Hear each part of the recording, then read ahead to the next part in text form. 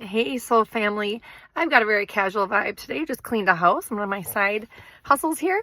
But I really been on my heart to share again. Like, I'm pretty far down in a narcissistic abuse situation for healing. I'm not ever going to be able to completely cut ties and sever the cord because of my circumstances in my life. But energetically, I have. Okay, obviously, when you leave a partnership, even a fairly healthy one, if things end just because you fall out of love or whatever, obviously there's disconnect in finances, in resources, in your home life, in love and affection, time, energy, all that stuff. But energetically, sometimes there's still a really strong cord. And there is a classic template between the narcissist and the empath that no matter what you do physically to heal and to move forward, there is still sometimes a very strong energetic cord.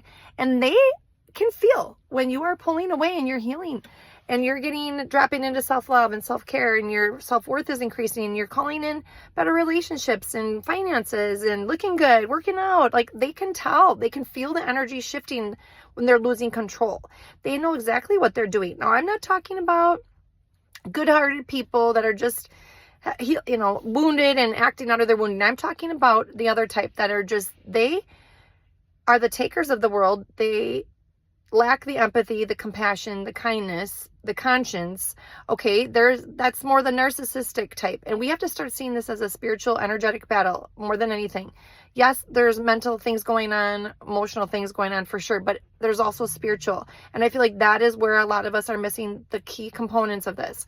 We have to be mindful of the energy that we are in when we are dealing with a narcissist. Like, it doesn't matter. I was having a really great conversation with somebody yesterday where their ex that they still have to see because of their circumstances flew off the handle about yet another thing. And they admitted that lately the ex is ramping up their crazy fighting, sabotaging drama, and it's draining them mentally, emotionally, physically. That's the point of it. That's why they're doing it. They are really, really intuitive as well. All of us have intuition, and it's up to us what we do with it, right? We can create good things in the world and healing, and we can also destroy. And these people are really good at sensing and picking up on when you're shifting out of energy and they're losing control. And that's when they up their game. We have to start getting smarter and laugh some of this stuff off and not buy into it and not play their game. And not only that, but just not come into agreement with what they're saying. Like, is it even true what they said? No, then why are we getting so attached to it and letting it ruin us?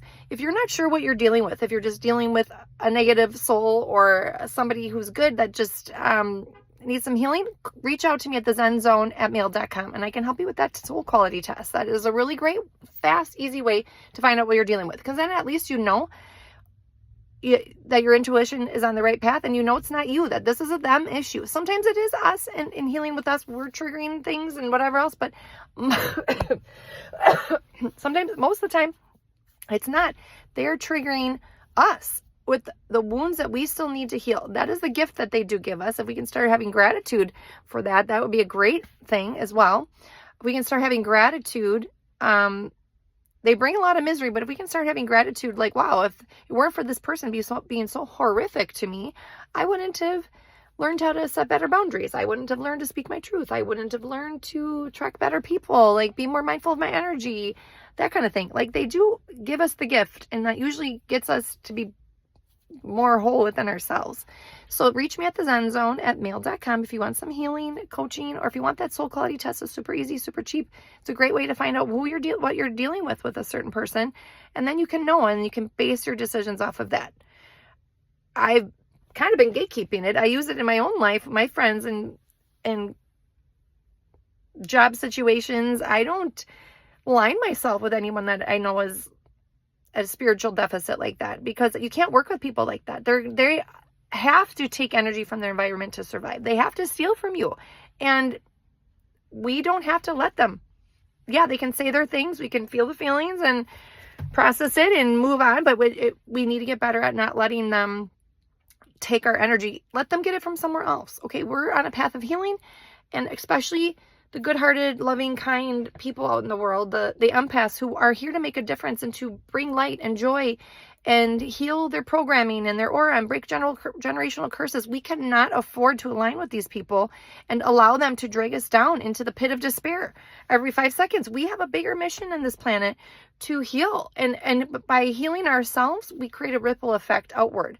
And our children and everything, our children and people around us deserve a whole, healed, grounded individual, and letting our light shine. Let this little light of mine, I'm going to let it shine, right? Hide it under a bush. Oh no, I'm going to let it shine. That's what they're targeting, is your light. They can't stand it. They don't have it within them. They don't, and they, you know what? Don't feel bad for them. They are choosing to do that.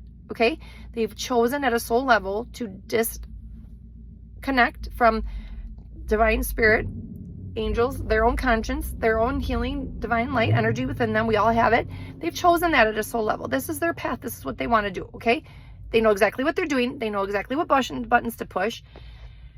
They know exactly what to say to get you to isolate again, to silence you, to make you feel like shit about yourself, to not call in the good things that God is calling you to do, and drop the people around you that are going to support you and love you unconditionally, to go back to the old you that used to be under their control. Okay. You're still operating under their control every time you give them that power. And now it's important that, yeah, we sometimes do run into those situations where we drop back down and our vibe lowers, but we don't want to stay there too long. Do what we can do to rise back up out of that, and do the opposite, honestly, of what they're telling you to do. If they're accusing you of, I don't know, whatever their goal is, that's the root of it. Whatever their goal is, do the opposite of it. You know what I mean? If they're jealous that you've got someone else, up your game and go out even more with that other person. I don't know. Like,